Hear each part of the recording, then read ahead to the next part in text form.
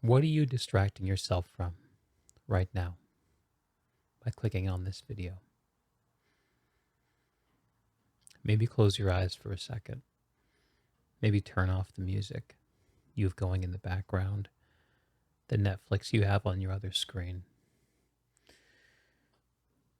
Maybe just sink for a second into that little bit of suffering that you're trying to skip past by clicking on the next video.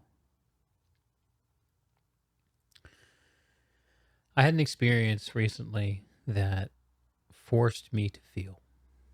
I didn't have any choice but to fully experience a set of emotions that was already in me, but that I hadn't allowed myself to access in a very long time. And what it showed me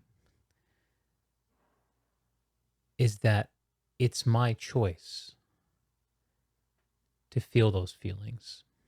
And the surest way to cut myself off from really exploring the discomforts, the pains, even the suffering that I carry with me every day is to load up Reddit, load up YouTube, to go for a walk and put on a podcast, something that everyone seems to accept as a great idea.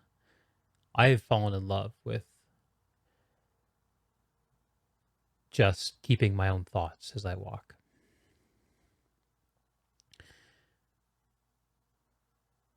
And if I go and if I sit quietly long enough, eventually my mind will go to the things it needs to work on.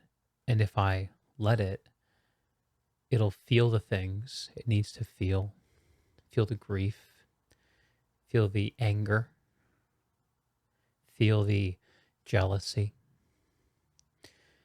And once I pass through those feelings, it's possible to then begin to heal those things. It's what I've recently discovered. I didn't know it, but I had been through increasingly elaborate mechanisms, been using parts of myself that know how to perform and how to impress people, how to communicate, and how to create a good impression. I've been using that capability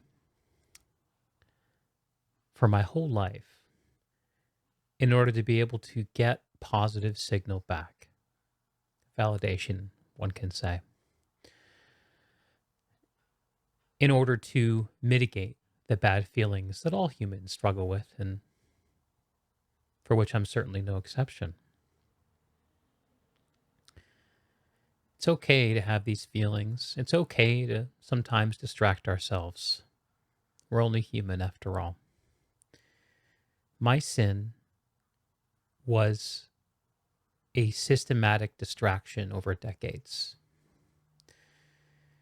that systematically insulated me from feeling the things I was feeling, and which prevented me from healing those things and from growing from them. And now here I am at the age of 40, and I'm starting over in so many ways. It's a comfort to finally have a sense of direction, but it's grieving to realize how much I have to reinvent my life, to realign it with what's really within me and which I've been covering up for years and years. And it's a great temptation to fill that hole with the attention of other people. You're one of those people who I'm tempted to appeal to for attention.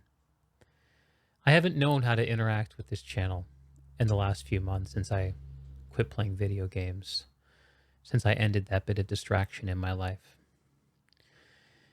And I still don't really know. I'm trying to figure out what makes sense to do, and to make sure that when I do engage, that it's out of a desire to give from what I've been able to receive rather than out of a desire to receive based on what I'm able to give. And I'm not always clear on where that line is. I think this message of distraction is extremely important, though.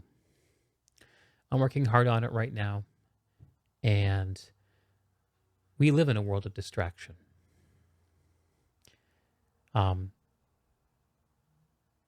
and it's not necessarily always digital, it can be mundane. I've gotten into the habit of walking into town recently, and the ways that creative people have found to separate me from my time and money and attention in order to benefit themselves are elaborate and everywhere and impossible to avoid.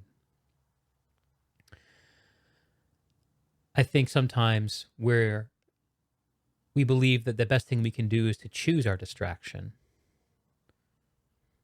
Am I going to watch a movie, or am I going to play a video game, or am I going to call a friend or listen to some music? But that leaves the possibility of choosing none of these things, just sitting with ourselves in the quiet, in the dark, and feeling through what we need to feel.